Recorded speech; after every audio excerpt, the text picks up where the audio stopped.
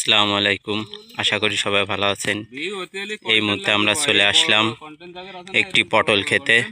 প্রচণ্ড রোদ পড়ছে, রোদের মধ্যে ভাইরা পটলের বান বুনতেছে।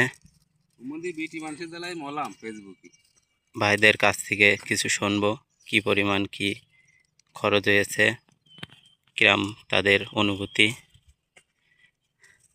কিরাম ভাই, প্রচণ্ড রোদের মধ্যে কাজ করতেছেন, তা কিরকম অনুভূতি আপনার? খুব আরাম লাগতেছে, রোদে কাজ করতে খুব আরাম লাগতেছে।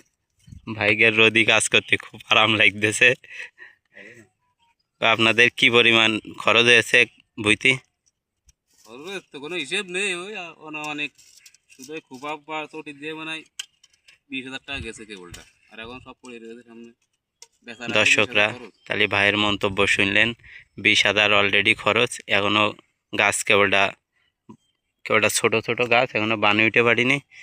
ফলন আসার আগে যদি 20,000 খরচ হয় কৃষকের, তাহলে ফলন আসতে প্রায় লাখখানিক খরচ হয়ে যাবে। তাহলে কৃষক কীভাবে লাভবান হবে?